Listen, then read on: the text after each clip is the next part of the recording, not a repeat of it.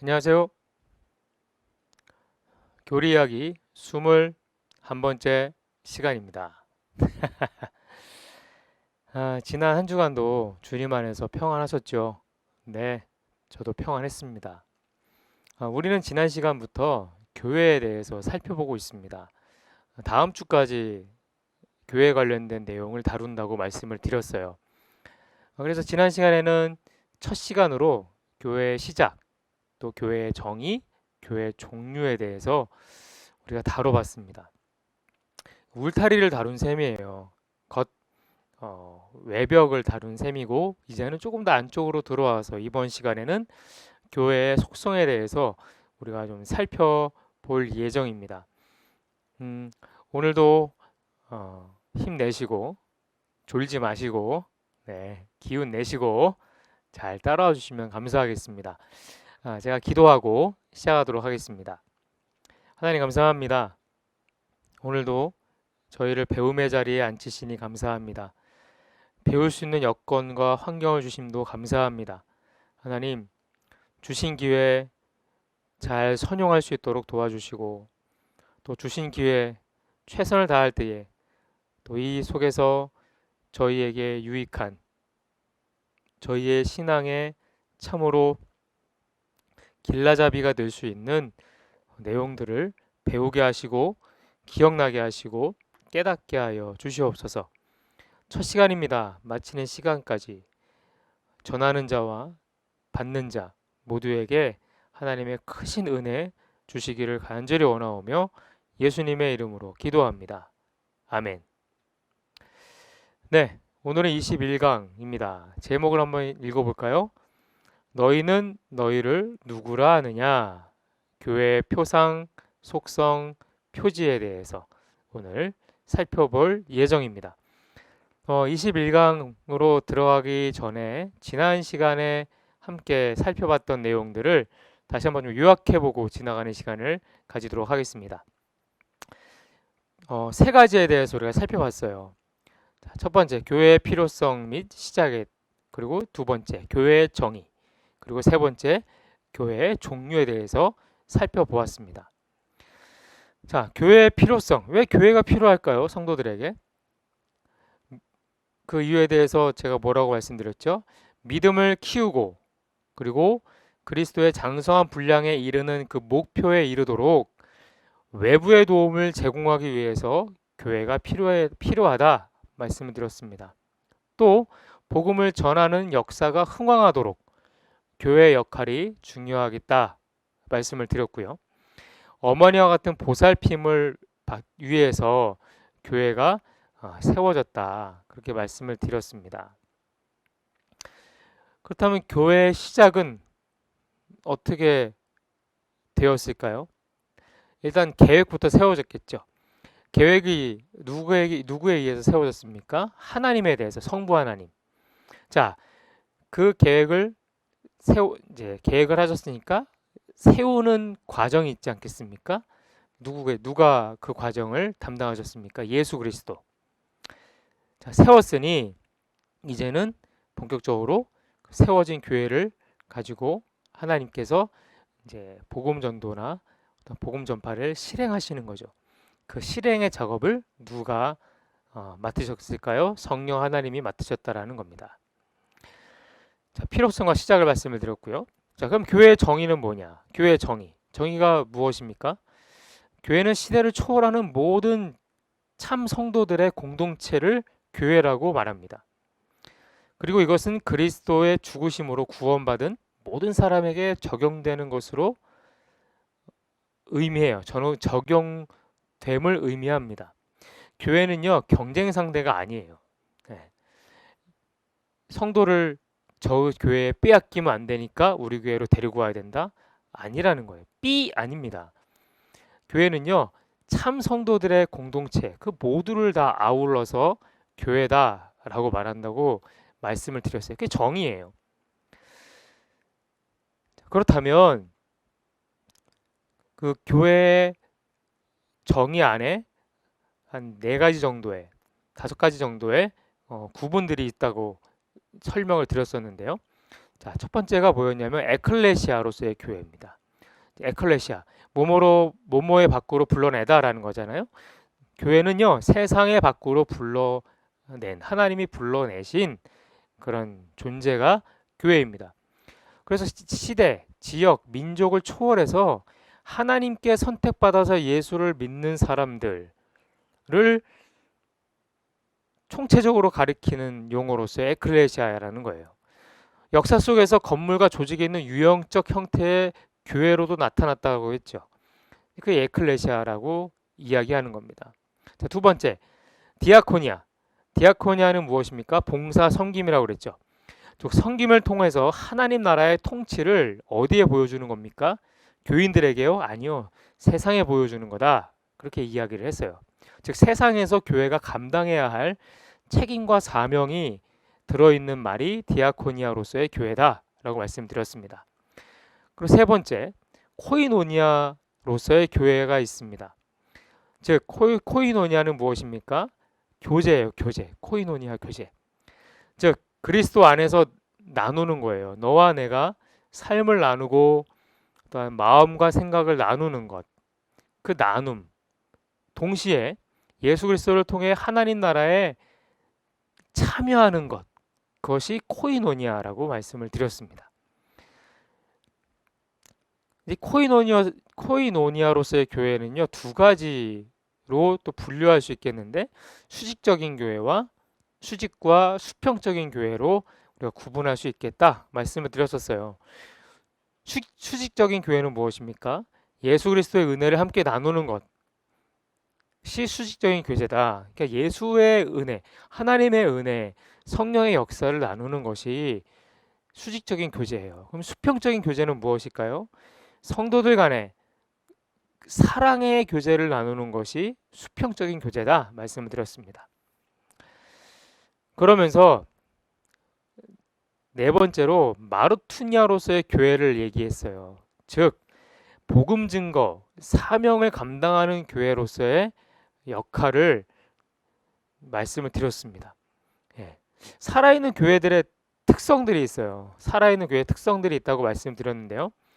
배우는 교회, 사도성이죠. 사도들과의 관계 속에서의 배우는 교회가 있다고 말씀을 드렸고, 돌보는 교회, 이웃과의 관계 속에서 드러나는 교회입니다.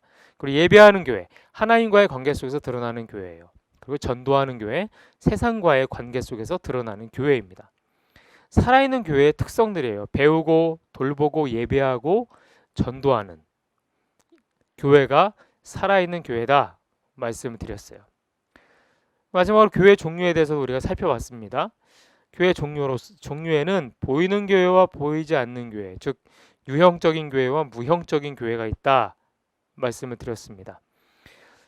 즉 지상에 있는 사람들이 볼 수 있는 교회, 존재하는 교회가 유형의 교회라고 한다면 하나님만이 보실 수 있는 교회, 그 교회를 가리켜서 무형적인 교회다 말씀을 드렸어요. 그리고 지역교회와 보편교회가 있다. 지역교회는 김포중앙교회처럼 김포시 북변동에서 모이는 교회를 가리키는 것이고, 보편교회는요 하나님의 택하심을 입은 모든 그리스도의 이름을 부르는 그 모든 사람들을 총칭하는 것으로서의 하나의 교회, 보편교회인 거예요.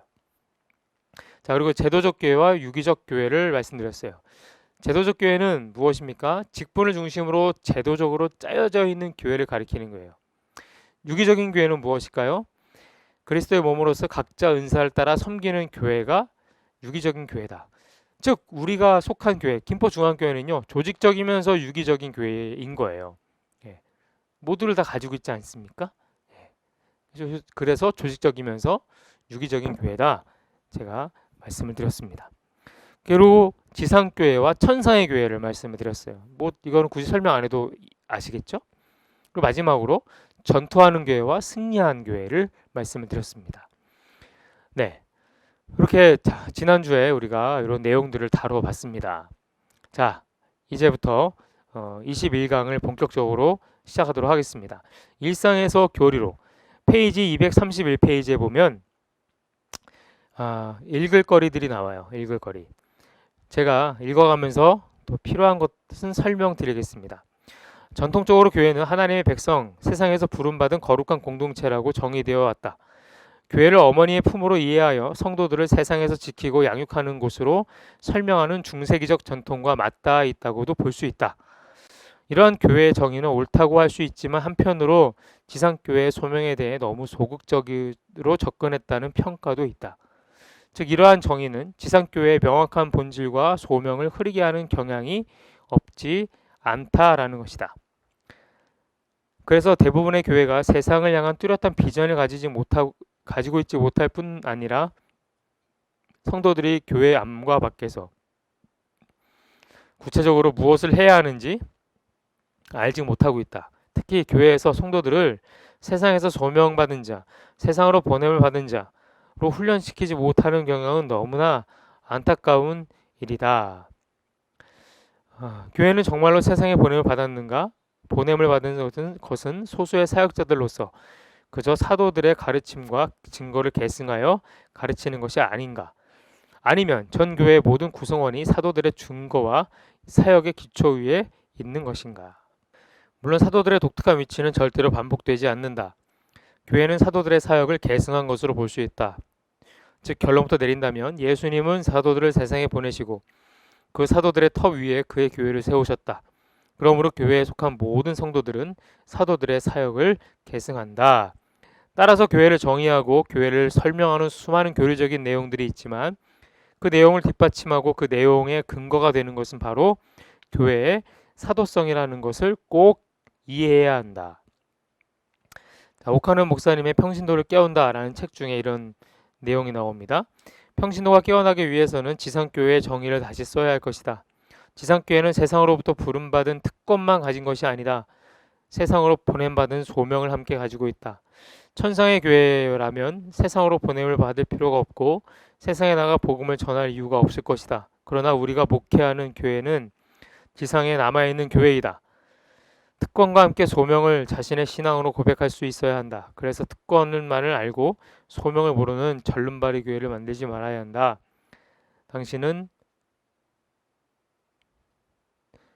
부름받은 특권을 누리고 있는가?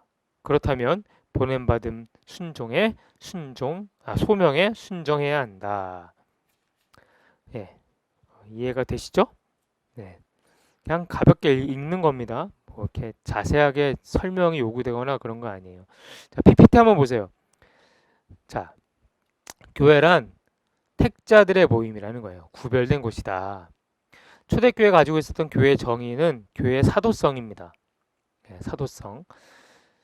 자, 오카노 목사님 교회론의 핵심은요. 세상으로부터 부름받은 특권과 세상으로 보냄받은 소명입니다. 네, 이것이 교회라는 것이죠.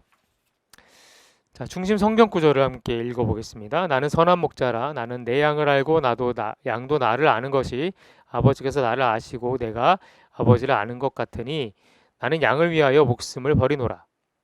에베소서입니다. 또 만물을 그의 발 아래에 복종하게 하시고 그를 만물 위에 교회의 머리로 삼으셨느니라.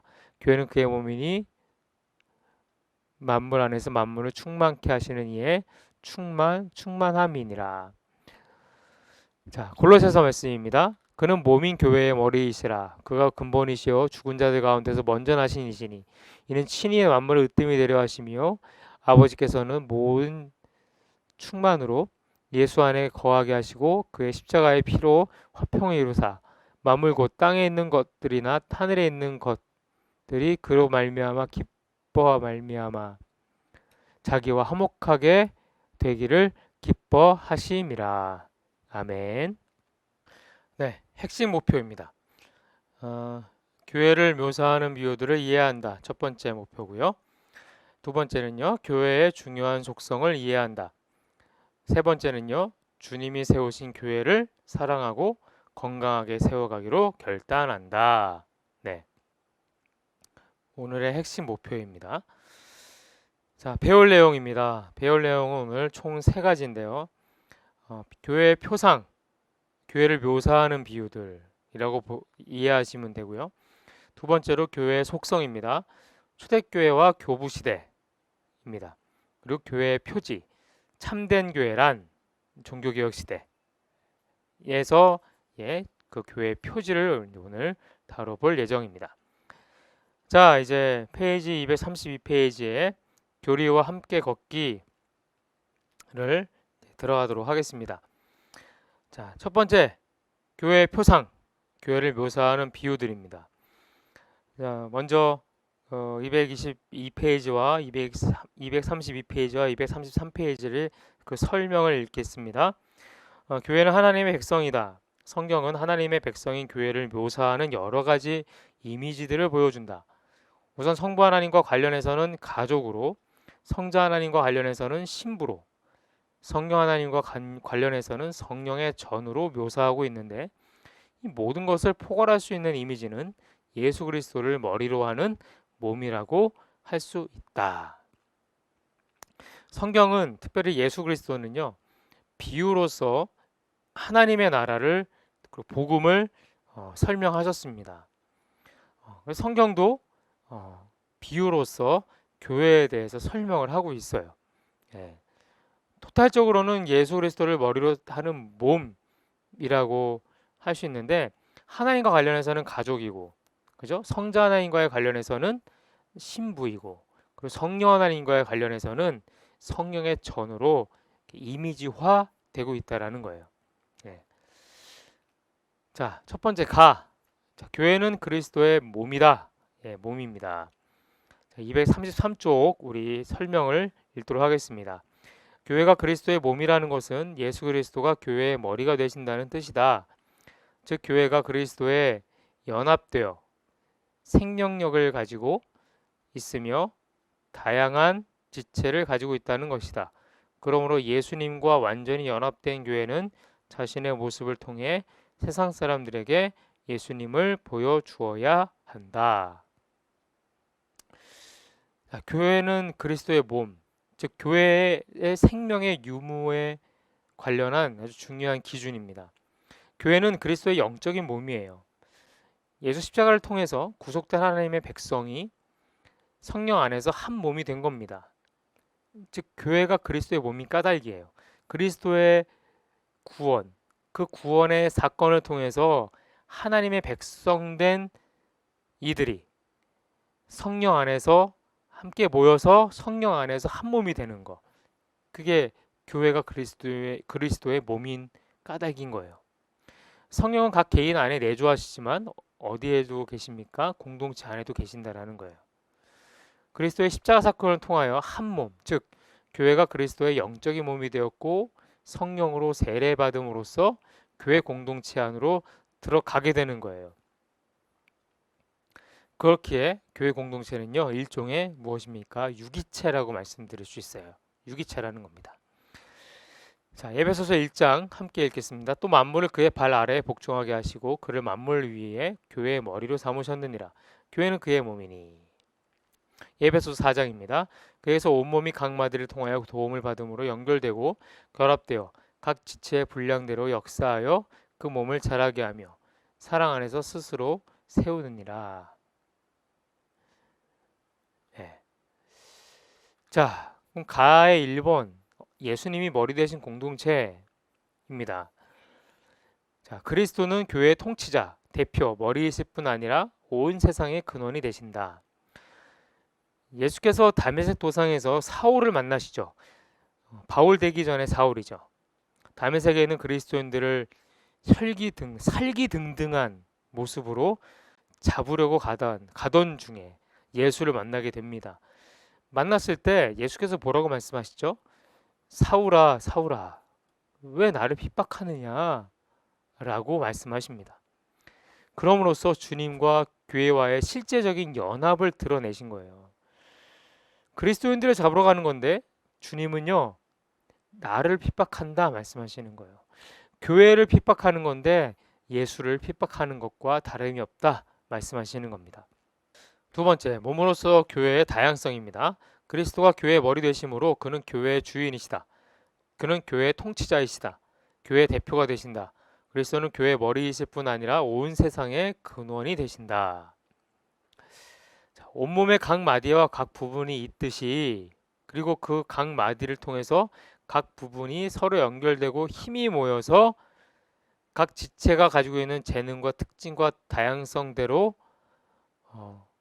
움직이는 것. 그게 몸이에요, 몸. 그죠? 그리고 몸이 교회다라고 아까 앞에서 말씀을 드렸었어요. 자, 이를 통해 그리스도의 성품과 그의 뜻을 잘 드러낼 수 있는 겁니다. 네. 몸으로서의 교회가 왜 있어야 되느냐? 그리스도의 성품과 그의 뜻을 잘 드러낼 수 있기 때문에 그렇다라는 거예요. 교회는 커다란 목표를 성취하는 것도 중요하지만 서로 조화롭게 기능하는 것이 더 중요합니다. 기억하세요. 커다란 목표를 성취하는 것은 별로 중요한 거 아니에요. 교회 안에 있는 구성원들, 성도들 상호 간에 조화롭게 기능하는 것이 더 중요하다라는 겁니다. 즉 교회 생활을 잘한다라는 것은요. 머리이신 그리스도를 나타내는 몸의 지체로서의 역할을 잘 감당할 수 있도록 성장하는 것을 의미합니다.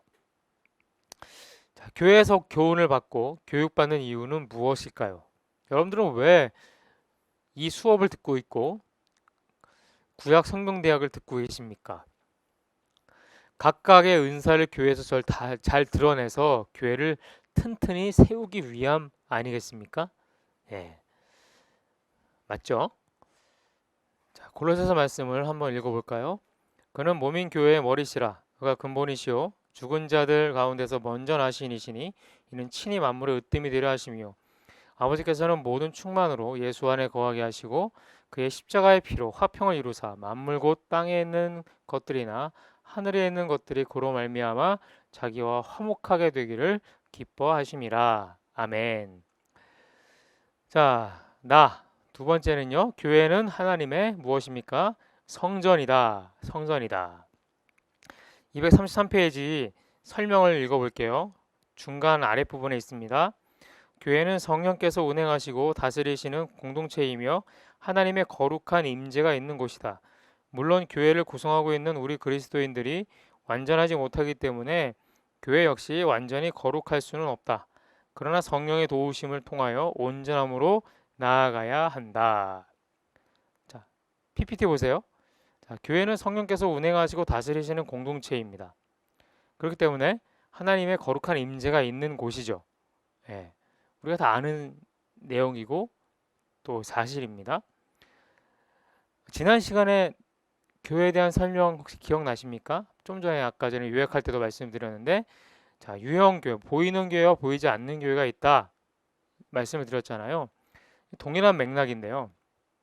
건물인 성전은 유형의 교회죠. 그리고 성도 개개인은 하나님의 성전이라고 했는데 이는 무형 교회라고도 할 수 있는 겁니다. 그리고 완전하지 않은 거예요. 우리가 현재 이 땅에 있는 교회는요. 이미와 아직 사이를 살아가고 있는 교회들이거든요. 완전하진 않지만 완성을 향하여 나아가고 있는 어떤 교회의 이미지를 생각하시면 되십니다. 우리는 완성된 게 아니에요.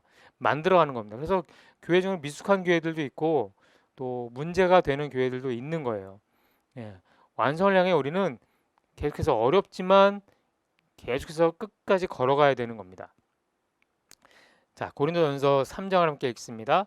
너희는 너희가 하나님의 성전인 것과 하나님의 성령이 너희 안에 계시는 것을 알지 못하느냐? 누구든지 하나님의 성전을 더럽히면 하나님이 그 사람을 멸하시리라. 하나님의 성전은 거룩하니 너희도 그러하니라. 아멘. 네, 우리는 하나님의 성전이에요. 보이지만 또 보이지 않는 양면성을 가지고 있는 성전입니다. 네. 자, 세 번째죠. 교회는 위에 있는 예루살렘이다. 자, 233페이지 설명을 읽겠습니다. 예수 그리스도는 승천하신 후에 그리스도 예수 안에서 함께 우리를 하늘에 앉히셨다. 따라서 비록 우리는 이 땅에 있지만 모두 하늘에 속해 있다. 우리는 하늘에 속한 자의 특성을 드러내도록 부름을 받았기 때문에 하늘에 속한 자답게 살아가야 한다. 자, 갈라디아서 PPT 한번 보세요. 4장 함께 읽어보겠습니다. 오직 위에 있는 예루살렘은 자유자니 곧 우리 어머니라. 요한계시록입니다. 또 내가 보매 거룩한 성 새 예루살렘이 하나님께로부터 하늘에서 내려오니. 즉 교회는 위에 있는 예루살렘, 교회는 모형이에요. 이 땅에 있는 교회는 모형입니다. 무슨 어디 모형입니까? 천상의 교회의 모형이라는 거예요. 그림자라는 거예요. 나중에 우리는요, 진짜 교회를 보게 될 겁니다. 네, 주님 다시 오시는 그날, 천상에는 예루살렘이 이 땅에 임하는 그때에 우리는 그림자가 아닌 교회의 실체를 우리가 볼 것이다 라는 거예요. 자, 교회는 그리스도의 신부이다 입니다. 234페이지 설명부터 먼저 읽겠습니다. 예수 그리스도는 교회를 위해 희생하심으로써 교회를 가장 고결하고 숭고한 신부로 맞아주셨다. 그 결과 교회는 하늘 신랑 앞에 티나 주름 잡힌 것 없이 거룩하고 흠이 없는 영광스러운 모습으로 나타날 수 있게 되었다. 우리는 신부이기에 예수님의 영광과 존귀함에 참여하게 되며 또한 예수님에 대한 신앙의 정절과 순결을 지키기 위해 노력하고 애써야 한다. 또한 여러 가지 불순물이 들어올 경우 계속 정화하고 개혁해 나아가야 한다. 자, PPT 보세요. 세 가지 딱 요약해놨습니다. 예수님의 희생을 통해 가장 고결하고 숭고한 신부로 하나님은 우리를 맞아 주실 거다. 그리고 예수님 앞에서 거룩하고 흠이 없는 영광스러운 교회로 나타나야 한다라는 거예요. 나타나게 하실 거다. 예수님에 대한 신앙의 정절과 순결을 지키기 위한 노력이 필요하다. 자, 신부라고 그랬습니다. 성서는 교회를 신부로 비유합니다. 부부관계는 세상의 어떤 관계로도 대치되지 않죠. 왜냐하면 한 사람의 남편과 한 사람의 아내가 1대1로 유일무이한 그 한 사람의 두 사람이 주고받는 유일한 사랑이기 때문에 그래요. 그리고 모든 것을 주고받고 가장 친밀한 관계 속에 있기 때문에 그렇다라는 겁니다. 또 그러한 관계이기 때문에 주님은요, 신비하고 오묘하고 비밀스러운 모든 은혜와 사랑을 교회를 위해 내어 주시는 거예요. 교회에 하나님의 모든 섭리의 비밀스러운 것들을 계시해 주신다라는 겁니다. 그리스도와 교회는요, 명령하고 순종하는 관계에 머물러 있지 않아요. 물론 주님 명령하시고 교회는 명령을 따르죠. 하지만 그 관계만 있는 것이 아니라는 거예요. 주님이 우리에게 가장 기대하는 것은요, 주님을 순결하게 사랑하는 겁니다. 신부처럼. 신랑을 앞두고 결혼을 준비하는 신부, 정결하고 고결하게 가꾸는 거죠. 우리도 그러기를 바라시는 겁니다. 그렇기 때문에 건강한 교회는요, 그리스도의 신부답게 그리스도를 존경하고 사랑하고 그리스도의 말씀을 정성스럽게 배우고 실천하는 교회이다. 이해가 되십니까? 네. 교회는 그리스도의 신부입니다. 자, 아가서 5장 말씀 읽어보겠습니다. 내 누이 내 신부야, 내가 내 동산에 들어와서 나의 모략과 향 재료를 거두고 나의 꿀송이와 꿀을 먹고 내 포도주와 내 우유를 마셨으니. 요한계시록입니다. 우리가 즐거워하고 크게 기뻐하며 그에게 영광을 돌리세. 어린 양의 혼인 기약이 이르렀고 그의 아내가 자신을 준비하였으므로. 자, 교회는요, 주님 재림하실 때까지 뭐하는 단계 과정에 있는 겁니까? 준비하는 과정에 있는 거예요. 자신을 준비시키는 겁니다. 신랑으로 오실 주님을 맞이할 신부로 준비해 가는 거예요. 네. 언제 오십니까? 알 수 없어요. 복음서에 나오잖아요. 열처녀의 비유가 나오잖아요.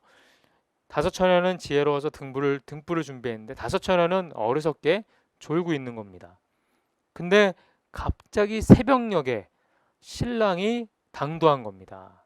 문 앞에서 신랑이 왔다고 그 하인들이 외치는 거죠. 그때 지혜롭게 등불을 준비한 신부는 신랑을 맞으러 나가는 겁니다. 그게 우리 교회의 모습이어야 된다는 거예요. 여러분들은 등불을 준비하고 있습니까? 예, 저와 여러분은 등불을 준비해야 됩니다. 자, 교회는 하나님의 가족이다, 권속이다 라고 되어 있습니다. PPT를 보세요. 자, 교회는 그 자체를 위해 존재하는 것이 아니라 진리를 떠받치기 위해 존재하므로 하나님의 진리가 드러나야 한다. 그러니까 쉽게 말하면 교회는 하나님의 진리를 드러내야 되는 곳이에요. 이를 위해서 하나님이 친히 우리의 아버지가 되어 주셔서 한 사람 한 사람을 돌보아 주시고 사랑해 주시며 모든 필요를 공급해 주신다. 그러므로 교회는 아버지의 사랑과 형제 자매 간의 사랑이 풍성하게 흘러가는 곳이 되어야 한다. 가족이라는 거예요. 하나님은 당신 스스로를 아버지라고 부르셨어요. 우리 보고 부르라고 말씀하셨어요. 그리고 우리를 누구로 지칭하셨습니까? 자녀다라고 지칭하셨어요. 교회에서 하나님의 자녀들이 예배하고 찬양하고 말씀을 듣고 교제할 때 성도들은요, 아버지 되신 하나님의 사랑을 누리게 되는 겁니다. 하나님을 예배할 때 하나님과 관계를 맺게 되고 하나님의 교제 안으로 들어가게 되고 하나님의 사랑을 누리게 되는 거예요. 권속이라는 표현은요, 우리를 돌봐주시는 하나님의 극진한 사랑을 나타내는 거예요. 하나님은 사역을 시키기 위해서 백성을 부르신 분이 노동을 시키기 위해서, 일시키기 위해서 부르신 분이 아니라는 겁니다. 하나님의 공동체를 통해서 세상에서는 얻을 수 없는 하나님 가족의 사랑과 행복과 위로를 경험하게 하기 위해서 백성들, 우리를 자녀로 부르신 거예요. 신앙생활은요, 하나님과 1대1의 관계이기도 합니다. 우리 그렇게 말하잖아요. 1대1의 관계, 코람데오. 하나님 앞에 단독자로 서는 겁니다. 그렇지만 교회라는 한 가족의 구성원으로서 아버지와 형제자매와의 관계를 맺어야 하는 것도 있는 거예요. 그게 교회입니다. 그래서 교회는요, 하나님의 가족이다 라고 말할 수 있는 거죠. 자, 디모데전서 3장 읽어보겠습니다. 만일 내가 지체하면 너희로 하여금 하나님의 집에서 어떻게 행하여야 할지를 알게 하려 함이니 이 집은 살아계신 하나님의 교회요 진리의 기둥과 터니라. 예배소서입니다. 그러므로 이제부터 너희는 외인도 아니요 나그네도 아니요 오직 성도들과 동일한 시민이요 하나님의 권속이라. 여기 두 말씀 구절에 보면은 하우스홀드라는 단어가 나옵니다. 하우스홀드가 무슨 뜻이냐면 가족, 식솔, 권속이라는 얘기예요. 하나님의 집, 가족이에요. 어떻게 행해야 될지, 자녀로서 어떻게 행해야 될지, 그죠? 이제 너희는 외인도 아니고, 그죠? 나그네도 아니다. 누구다? 하우스홀드, 권속이다, 식솔이다, 가족이다 말씀하시는 겁니다. 자, 교회는 하나님의 약물이입니다. 약물이. 234페이지 설명 좀 읽겠습니다. 주님은 목자가 되셔서 교회를 인도하시고 보호하시고 희생적인 헌신으로 이끌어 주시는 독특한 사랑을 베푸신다. 그러므로 교회는 주님께 모든 것을 받고 있는 소중한 사랑의 대상임을 깨닫고 믿음으로 반응해야 한다. 네. 자, 주님이 요한복음에서 말씀하세요. 나는 선한 목자다. 선한 목자는 양의 이름을 다 알고 양도 선한 목자의 음성을 알고 있다 라고 말씀하십니다. 그렇기 때문에 주님이 말씀하시면 어떻게 해요? 우리는 어떻게 해야 됩니까? 믿음으로 반응해야 되는 거예요. 목자와 양의 관계입니다. 자, PPT에 보면 요한복음 10장이 나오죠? 함께 읽어볼게요. 나는 선한 목자라. 나는 내 양을 알고 양도 나를 아는 것이 아버지께서 나를 아시고 내가 아버지를 아는 것 같으니 나는 양을 위하여 목숨을 버리노라. 주님은 목자가 되셔서 자, 교제입니다. 양을 인도하신다. 양은 미련하고 약하지만 주님은 그 양을 위해 목숨을 버리신다. 교회가 양무리로서 존재한다는 것은 다음과 같다 라면서 세 가지가 나오죠. 자, 첫 번째 PPT 보세요. 주님은 성도 개개인과 인격적으로 친밀한 교제를 나누신다. 예. 교회와 관계를 맺으시지만 교회 안에 있는 모든 성도들 각 개개인과 어떻게 해요? 인격적으로 관계를 맺으시는 거예요. 주님은. 두 번째, 주님은 교회를 위해서 자신의 목숨을 버리셨다. 이미 버리셨죠. 예. 이미 버리셨어요. 그 버리신 목숨값으로 우리는 교회가 된 겁니다. 세 번째, 주님은 교회를 이기게 하신다. 예. 교회는요, 세상에 지기 위해서 이곳에 있는 게 아니에요. 악한 세력에 지기 위해서 이곳에 있는 게 아니라 모여 숨어 있는 것이 아니라 이기기 위해서 있는 겁니다. 단 교회가 이기는 것이 아니라 누가 이기시는 겁니까? 주님이 이기시는 겁니다. 이것을 기억하셔야 됩니다. 자, 4. 교회는 하나님의 누구입니까? 군대이다. 자, 234페이지 맨 아래에 있는 설명을 읽겠습니다. 교회는 공중의 권세 잡은 악의 세력과 싸우며 영적인 전쟁을 수행하기 위해 부름받은 군사들이다. 그러므로 교회는 대장 되신 예수 그리스도를 따라 죄와 마귀의 권세 가운데 포로된 자들과 억눌려 있는 잃어버린 영혼을 구원해내는 구원의 방주 역할을 감당해 나아가야 한다. 군대예요. 구원의 방주 안에 있는 군사들입니다. 에베소서 6장입니다. 마귀의 관계를 능히 대적하기 위하여 너 하나님의 전신갑주를 입으라. 이는 악한 날에 너희가 능히 대적하고 모든 일을 행한 후에 서기 위함이라. 아멘. 여러분들과 저는 무엇입니까? 군대입니다. 네. 네. 군사적 행동을 하진 않고 있지만 영적으로 싸우고 있는, 날마다 싸우고 있잖아요. 우리의 삶 속에서 매 순간마다 우린 군사예요. 잊지 마시길 바랍니다. 자, 이제 두 번째 챕터입니다. 교회의 속성입니다. 교회의 속성. 페이지로는 235페이지죠. 자, 설명을 먼저 읽을게요. 자, 교회의 속성, 초대교회와 교부시대. 초대교회와 교부시대로부터 교회의 본질을 규명하는 네 가지의 특성들에 대한 합의가 이어져 왔습니다. 이 교회의 속성들은 주로 무형교회에 해당이 되는 겁니다. 교회 속성을 말할 때 우리는 교회의 통일성, 거룩성, 보편성, 사도성을 언급한다. 교회는 전 세계에 흩어져 있다고 할지라도 그 근본에 있어서 하나이다. 그리고 겉으로 보기에는 세상의 사람들이나 제도와 다를 바 없어 보일지 모르지만 그 속성에는 구별되어 거룩하다. 교회는 이 세상의 어떤 사람들에게도 그 문호가 열려 있으며 지역이나 인종, 계층에 차별을 두지 않는다. 또한 교회는 그리스도의 사도들이 전한 하나님의 말씀에 근거하고 있으며 이 세상에 대하여 사도적 직분을 감당한다. 예. 자, 초대교회와 교부시대로부터 교회의 본질을 규명하기 위해서 교회를 교회되게 하는 네 가지의 특성에 대해서 오래전부터 합의되어 왔던 내용이 있어요. PPT 보시면 아포스톨릭, 유니티, 홀리니스, 캐톨릭, 이게 네 가지라는 겁니다. 자, 이 네 가지를 설명을 할 거예요. 먼저 첫 번째, 아포스톨리시티. 제대로 발음이 됐는지 모르겠습니다. 네. 사도성이라는 거죠. 사도들이 전한 복음의 터 위에 교회가 세워졌다는 것을 의미하는 거예요. 자, 235페이지 사도성의 그 설명을 좀 읽어볼게요. 사도성이란 사도들이 전한 복음의 터 위에 교회가 세워졌다는 것을 의미한다. 교회가 사도적인 이유는 교회가 사도의 가르침 위에 세워졌을 뿐 아니라 지상 명령을 수행하는 사명을 받았기 때문이다.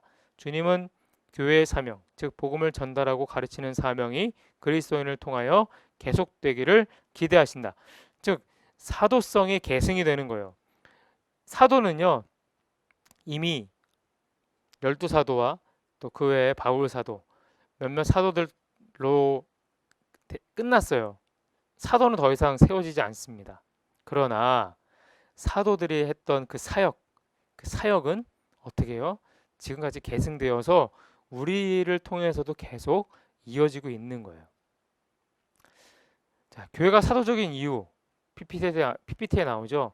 사도의 가르침 위에서 세워졌기 때문이고 또 지상 명령을 수행하는 사명을 이어받았기 때문에 교회는 사도적이다라고 말할 수 있는 겁니다. 예수는 사도들에게 복음의 증인이 되도록 명령을 하셨고 사도들은 그 명령에 순종했죠. 복음을 증거한 결과 교회가 세워집니다. 그리고 교회는 교회에 예수를 영접하고 믿는 사람들이 모이면서 사도들의 사역을 계승하게 된 겁니다. 따라서 오늘날 모든 평신도는요, 사도들의 사역을 계승한 보냄받은 소명자라고 말할 수 있는 거예요.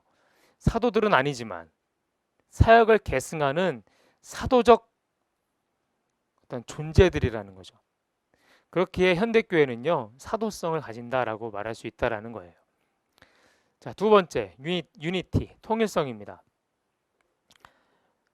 교회는요, 근본적으로 PPT 보세요. 예수 그리스도의 한 몸의 지체로서 통일성을 가진다. 내면적이고 영적인 통일성이죠. 235페이지를 한번 보겠습니다. 교회는 지역마다 문화권마다 다양한 모습을 가질 수 있지만 근본적으로는 예수 그리스도의 한 몸의 지체로서 하나된 통일성을 가진다. 이 의미는 내면적이며 영적이다. 교회는 지역이나 문화권마다 다양한 모습을 나타낼 수 있지만 근본적으로 모든 성도는 예수 그리스도의 몸의 지체로 통일성을 갖는다. 이것은 외부로부터 강제로 교회에 부과되는 것도, 계약을 통하여 생겨나는 것도, 혹은 공동의 적을 대적하기 위하여 잠정적으로 조직되는 것도 아니다. 오히려 이것은 내면적이며 영적인 것이다. 그것은 아버지와 중보자 그리스도 사이에 존재하는 통일성에 의존하며 또한 그 기초와 모범을 두는 것이다. 성도라면 누구나 머리 대신 예수 그리스도에게 붙어 있어 그의 지배를 받으며 그로부터 생명을 부여받고 있다. 즉 모든 참된 주님의 교회는 예수 그리스도 안에서 하나이다. 네. 성부, 성자, 성령이 하나잖아요. 마찬가지로 교회는요, 근본적으로 통일성 가지고 있는 거예요. 다양성 속에서 통일을 지향하는 거죠. 김포중앙교회 보세요. 전국 각지에서 각지를 고향으로 둔 분들이 많으시고, 그리고 또 삶의 어떤 환경들의 어떠한 다양성들, 또 성격의 수많은 다양성이 모여서 유니온, 하나를 이루는 거거든요. 예, 통일성입니다. 교회는요, 한 소망 안에서 부르심을 받았다라는 예배소서 4장 4절의 말씀에 기반합니다. 한 소망 안에서 부르심을 받은 거예요. 건강한 교회는요, 지금 현재 우리 교회만 중요한 것이 아니라 역사적으로 믿음의 선진들과 함께 그 믿음을 공유한 교회가 건강한 교회라는 겁니다. 그렇기에 교회의 통일성을 소홀히 다루어서는 안 된다라는 거예요. 각자의 성격이나 신앙의 색이 다르다고 해서 선을 긋는 것은 교회의 일체성을 깨는 일이나 다름이 없다라는 겁니다. 죄송합니다. 주님께서 우리가 하나인 것 같이 저들도 우리와 하나가 되게 하옵소서라고 기도하시잖아요. 그 기도하신 것을 잊어서는 안 되는 거예요. 우리도 그 기도를 해야 되는 겁니다. 우리가 하나 되게 하옵소서 기도해야 된다라는 거예요. 방금 읽었던 성경 구절이니까 여러분들 한번 나중에 찾아서 읽어보세요. 자, 거룩성, 홀리니스입니다. 페이지 236페이지 설명을 읽겠습니다. 교회는 구원받고 거룩해진 성도들의 모임이기에 하나님 앞에서 거룩한 회중이며 하나님 나라를 위해 구별된 회중이다. 물론 교회는 여전히 죄인들의 모임이지만 신분상으로 볼 때 이미 교회는 예수 그리스도의 거룩한 신부요 성령의 거룩한 전이다. 네. 계속 읽겠습니다. 교회가 거룩한 성격을 분명히 드러내야 한다는 것은 1차적으로 성도 개개인이 하나님을 알지 못하는 세상에서 분리되어 하나님께 드려졌음을 의미한다. 동시에 윤리적 의미에서 교회는 그리스도 안에서 거룩한 교제를 수행하게 된다. 거룩함이 아니면 교회가 교회로 설 수 없다. 교회는 구원받고 거룩해진 성도들의 모임이기에 하나님 앞에서 거룩한 회중이며 하나님의 나라를 위해 구별된 회중이다. 물론 교회는 여전히 죄인들의 모임이다. 그러나 신분상으로 볼 때 이미 교회는 거룩해진 것이며 더 나아가 실제로 거룩한 나라이다. 왜냐하면 교회는 하나님의 유효한 부르심에 의하여 하나님의 선택하시는 사랑 속에서 예수 그리스도께 연합된 사람들로 구성되기 때문이다. 이해가 되세요? 교회는 여전히 죄인들의 모임이에요. 저도 죄인, 여러분도 죄인. 하지만 신분상으로는 이미 교회는 예수 그리스도의 거룩한 신부고 거룩한 전이다라는 겁니다. 이게 거룩성이라는 거예요. 우리는 죄인이에요. 어떻게든 죄인이에요. 그런데 신분상으로 이 미묘한 차이를 잘 이해하셔야 돼요. 신분상. 자, 선생님이 있어요. 선생님이. 근데 선생님답지 못할 때가 있습니다. 하지만 신분상으로는 뭐예요? 선생님이라는 거예요. 무슨 차이인지 아시죠? 아시겠죠? 우리도 똑같다라는 거예요. 죄인이지만 신분상으로는 무엇입니까? 신부, 거룩한 신부고 거룩한 성령의 전이다라는 겁니다. 이게 거룩성이라는 거예요. 자, 보편성, 캐톨릭시티입니다. 보편성. 가톨릭이라는 게 이게 여기서 캐톨릭에서 나온 거예요. 보편적인 교회를 가리켜서 우리가 가톨릭이다라고 불렀던 겁니다. 자, PPT를 보세요. 모든 교회가 공동으로 합의할 수 있는 보편적인 진리 또는 복음이 교회의 기초가 된다는 것을 의미하는 것으로서 보편성이라고 말하는 거예요. 교회는 인종, 지역, 언어, 교육 수준, 특정 프로그램으로 나뉘어질 수 없어요. 절대 교회는 나뉘지 않습니다. 주님의 복음은 세계에 전파되어야 되는 거잖아요. 그래서 세계 전역에 선교사들이 나가 있습니다. 즉 누구나 구원을 받는다라는 것은 보편성을 의미하는 거예요. 이미 거기서부터 보편성이에요. 하나님의 복음은 만민에게 평등하다. 보편성입니다. 그렇기 때문에 교회의 보편성은요. 교회가 모든 민족과 나라로 지경을 넓혀가야 하는 이유입니다. 즉 선교를 하고 전도를 해야 되는 이유라는 거죠. 보편성은 모든 교회가 그리스도의 것임을 의미하는 거예요. 네. 우리는 그분이 환영하는 사람을 배제할 수 없고 또 그분이 배제시키는 사람을 환영할 수 없습니다. 우리에겐 선택권이 없어요. 그리스도 예수께만 그 선택권이 있는 겁니다. 우리는 뭐예요? 그냥 그리스도의 것이에요. 분파주의, 인종차별, 엘리트주의 등등이 여기에 속하는 거죠. 예. 그럼 분파, 우리 나뉘어져서는 안 됩니다. 보편적인 거예요. 나뉘어져서는 안 되는 거예요. 차별이 있어서는 안 되는 겁니다. 이게 교회의 보편성이에요. 만약에 지금 교회 안에서 차별을 두고 나누고 분리하고 구별하는 일이 있다면 이미 우리는 교회로서의 어떤 속성이 오염된 거예요. 예, 왜곡된 속성을 가지고 있는 겁니다. 절대 분파주의 안 되는 거예요. 차별 안 됩니다. 예, 이해하셨죠? 꼭 기억하셔야 돼요. 교회는요, 절대 어떤 것으로든 나뉘어질 수 없다라는 겁니다. 자, 마지막 세 번째 챕터입니다. 교회의 표지. 자, 종교개혁자들은 236페이지입니다. 많은 교회들 중에서 참된 교회를 구별해주는 기준을 마련하였다. 우리는 그 기준을 가리켜 교회의 표지라고 한다. 교회의 표지는 다음 세 가지로 설명이 된다. 표지가 뭐예요? 예, 참된 교회됨을 구별해주는 기준이라는 거죠. 종교개혁자들이 마련해 놓았어요. 그냥 뭐 앉아서 좀 생각하다가 만들어낸 게 아니라 그 수많은 교회 역사 속에서 일어났던 일들, 사건들 그것을 보면서 아 이게 교회란 이래야 되는구나 라고 제정한 세 가지의 기준 표지가 있는 겁니다. 자, 세 가지 표지가 뭘까요? 자, PPT에 나오죠? 말씀의 순수한 선포, 말씀입니다. 그리고 성례의 올바른 집행, 성례입니다. 그리고 권징의 성실한 이행, 권징입니다. 자, 페이지 236페이지부터 237페이지에 있는 설명을 좀 이제 그 블랭크를 채워가면서 읽도록 하겠습니다. 자, 첫 번째 자, 하나님의 말씀을 순수하게 전파하고 그 말씀을 따라 사는 삶입니다. 참된 진리의 말씀을 전파하는 것은 교회를 교회되게 하는 가장 중요한 표지이다. 이 말의 의미는 말씀 전파가 완전하고 절대적으로 순수해야 한다는 의미가 아니라 말씀 전파가 기독교의 근본이 되어 성도의 믿음과 행위에 지배적 영향을 끼쳐야 한다는 것을 의미한다. 참교회는 하나님께서 이미 여러 선지자와 사도들을 통해 주신 말씀만을 전파해야 한다. 성경에 없는 계시를 새롭게 받아 전하려 하는 교회는 참된 교회가 아니다. 이단이죠.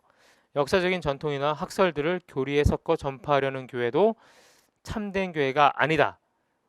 전통이나 학설은 하나님의 말씀이 아니에요. 예. 그렇기 때문에 참된 교회가 아닙니다. 자, 잠깐만 그 표가 나오죠? 네. 말씀 선포의 참된 기준 이라고 나옵니다. 자, 성경이 최고의 권위임을 인정하는가? 권위임을 인정하는가? 두 번째, 성경을 균형 있게 전파하고 있는가? 세 번째, 성경을 가감하지 않는가? 네 번째, 신조들의 내용에서 벗어나지 않는가? 자, 말씀 선포의 참된 기준. 성경이 최고의 권위임을 인정하는가? 말씀 선포에서 성경의 최고의 권위임을 인정해야 되는 거죠. 두 번째, 성경을 균형 있게 전파하고 있는가? 자, 주님이 그런 말씀하셨어요. 가이사의 것은 가이사에게, 하나님의 것은 하나님에게. 세상이라고 해서 무조건 세상의 것은 나쁘다. 세상에서 행하는 거 우리가 세상에 지면 안 되고 거기에 막 우리가 엮여서도 안 되고 이렇게 말씀하지 않으셨어요. 가이사의 것은 가이사에게, 하나님의 것은 하나님에게. 즉 균형이 있어야 된다는. 주님은요 세상과 또 믿음 사이에 하나님 나라의 사이에서 균형을 이루셨습니다. 네. 자, 세 번째 성경을 가감하지 않는가. 성경에 없는 내용을 만들어내서 아까 학설이나 무슨 전통들이죠. 또는 성경에서 막 빼내는 거예요. 자기들에게 사용하기에 조금 껄끄러운 것들은 빼내고 사용하기 좋은 말씀들만 이용하는 거. 이단들이죠. 예. 가감 아주 위험한 겁니다. 가감하지 않아야 되는 거죠. 자, 네 번째 신조들의 내용에서 벗어나지 않는가. 신조는요 전통적인 신앙 고백이에요. 기독교 역사 속에서 수많은 이단과의 어떤 싸움으로부터 열매를 맺게 된 것이 이 신조인 거거든요.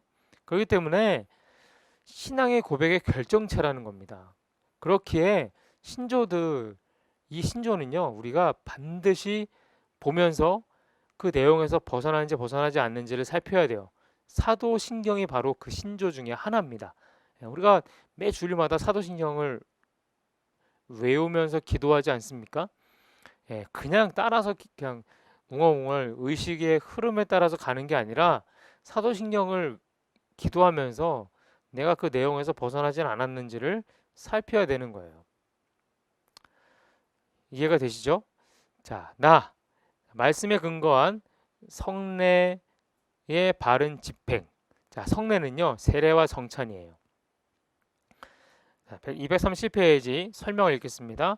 성례는 하나님의 말씀과 결코 분리될 수 없다. 왜냐하면 성례는 눈에 보이는 말씀을 유형적으로 전파하는 의식이기 때문이다.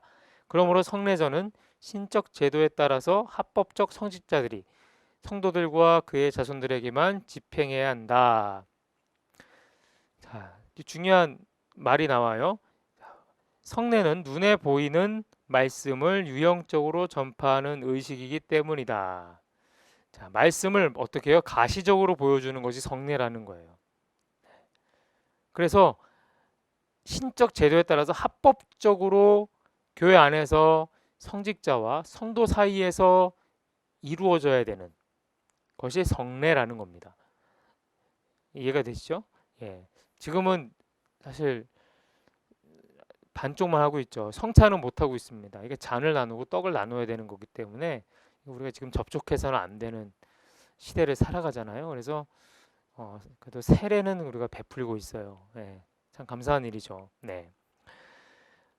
자, 세 번째 권징의 신실한 이행입니다. 권징. 자, 권징은 왜 해야 되는가? PPT 보세요.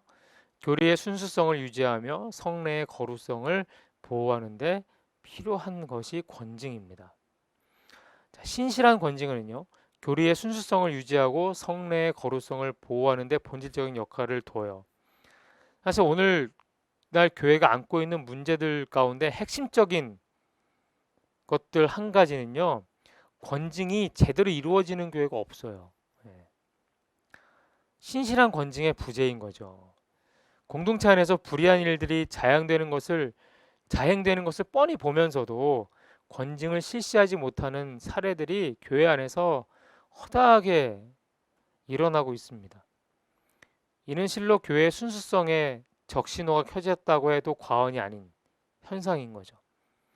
이미 성직자부터가 권징을 할 수 없는, 권징을 할 수 있는 자격을 갖추지를 못한 것에서부터 비롯된 겁니다. 참 비참한 일이죠. 예, 비극적인 일입니다. 한국 교회는 기독교 윤리가 무너졌음을 통탄만 할 것이 아니라 신실한 권징이 없음을 우리가 통탄해야 돼요. 예, 권징을 하지 못하는 것을 우리는 통탄해야 되는 겁니다. 자, 권징 시행의 기준이 나오는데요. 230페이지에 표에 나오고 PPT에도 나옵니다. 자, 권징의 근거 1번 권징은 성경 기준에 따라 시행되어야 한다. 근거입니다. 그 목적은요. 두 번째가 목적인데요. 권징은 회개를 목적으로 시행되어야 한다. 자, 세 번째. 권징은 방법이에요. 적절한 절차대로 시행되어야 한다. 입니다. 교회는 여러 사람이 모인 집합체이기 때문에 일정한 질서를 유지하는 것이 중요합니다. 예. 모두가 합의할 수 있고 모두가 상식적으로 그게 맞다라고 생각할 수 있는 일정한 질서가 필요해요. 그래서 혼란을 막아야 됩니다. 예. 혼돈을 막아야 되는 거예요. 그래서 어디에 근거를 두는 겁니까? 성경 말씀, 하나님의 말씀에 근거를 두는 거예요. 자, 권징은요, 벌 주기 위한 것이 아니라 뭐 하기 위한 겁니까? 회개시키기 위한 목적이에요. 구약 성경 보면 하나님께서 이스라엘을 치시잖아요. 잘못할 때마다. 정말 미워서 악의를 가지고 때리시는 게 아니라 뭐 하기를 바라시는 거예요? 돌아오기를 바라시는 거예요. 회개하기를 바라시는 거예요. 그래서 하시는 게 권징이에요.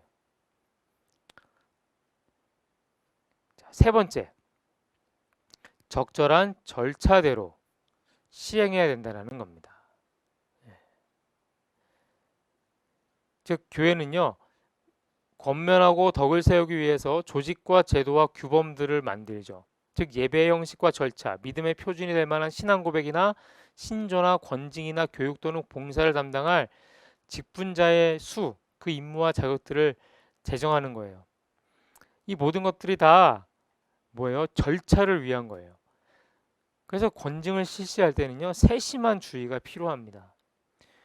공개적인 징계를 가하기 전에 문제가 된 사실을 정확하게 분별해서 오해나 실수가 생겨나지 않도록 해야 하는 것이 또 교회의 징계를 실행하는 데 있어서 가장 중요한 어떤 덕목이 될 것 같아요. 예. 교회의 권징이 굉장히 필요한데 지금 그 권징이 제대로 이루어지지 않고 있다라는 겁니다. 자, 결론입니다. 우리 237페이지 맨 아래 읽겠습니다. 이름이나 소속, 교포와 같은 명분만 있다고 해서 참된 교회가 되는 것은 아니다. 십자가를 내걸고 그럴싸한 조직을 갖추었다고 해서 모두 참된 교회가 되는 것도 아니다. 참된 교회가 되려면 말씀을 참되게 전파하고 성례를 정당하게 거행하고 권징을 신실하게 실시해야 한다. 그러므로 우리는 교회들이 이러한 표지를 가지고 있는지 주의 깊게 살펴야 한다.